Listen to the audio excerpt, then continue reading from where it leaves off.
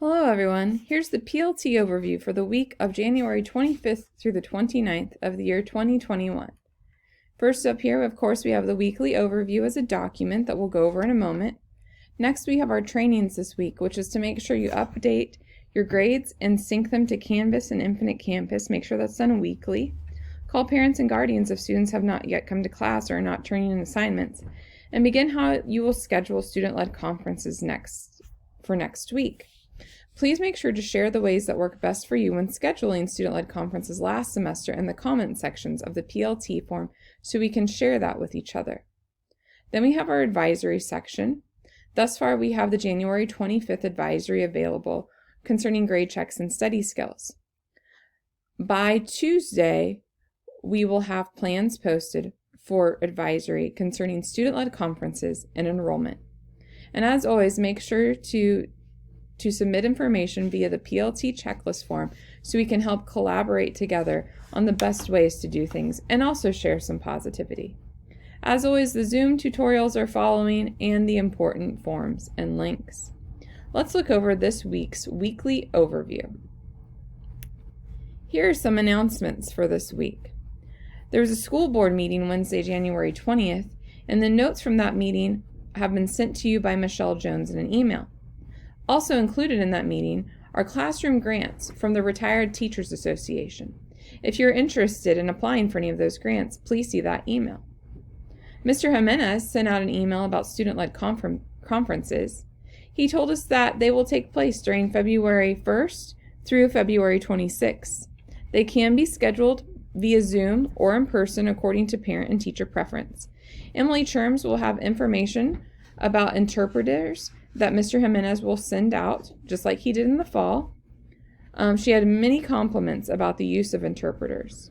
You will still have your conference release date on February 12th. And there will be a couple additional talking points for the spring conferences dealing with enrollment. You'll see this in the advisory lessons.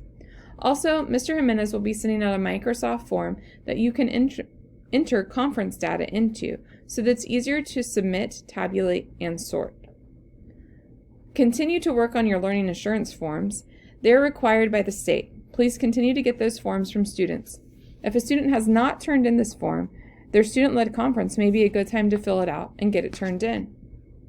If you do need to submit a grade change from the first semester, you need to send that information to Mr. Joe Dunce in the front office. Make sure you include the student's first and last name, their grade level, the subject and the hour of the class, and make sure you designate what semester the grade needs to be changed for.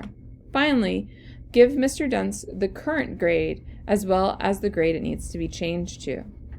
Important.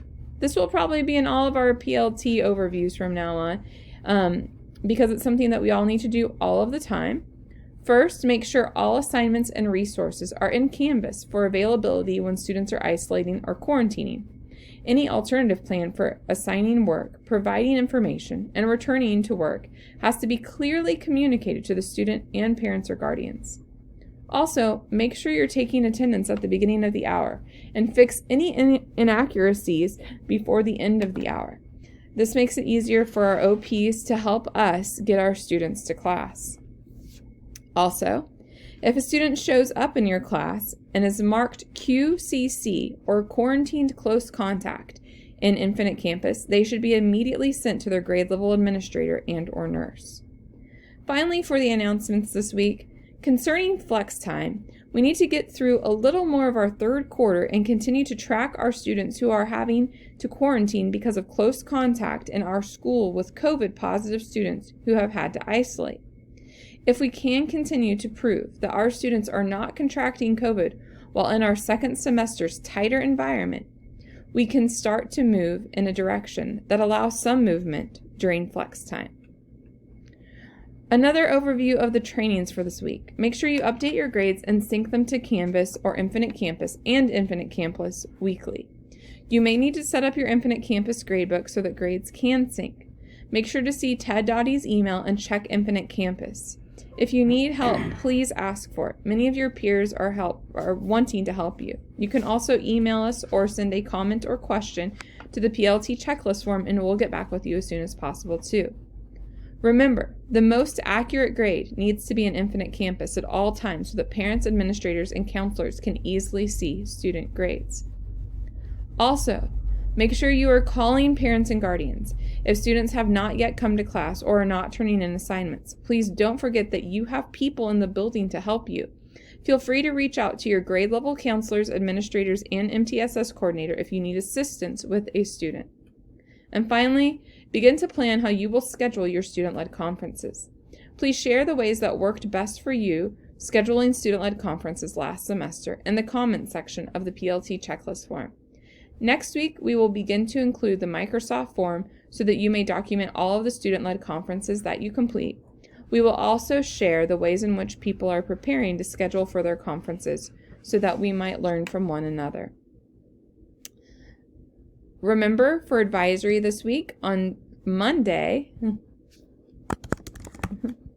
we have grade checks and study skills. On Thursday, we will be going over student-led conferences and enrollment. This will be updated as soon as possible.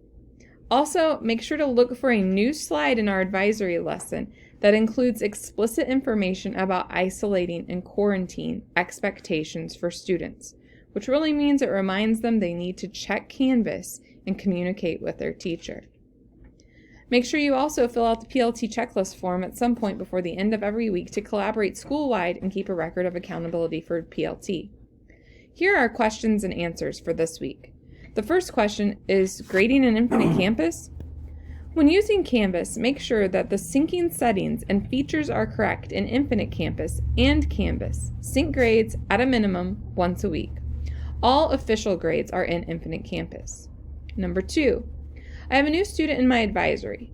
Do I need to collect a remote learning assurance form for them, or is that just based on last semester's roster? Yes, please collect their form, just in case we have to go to hybrid or distance learning later this semester. Number 3, I would also like more clarification or follow-up on getting students to put pictures of themselves on Zoom.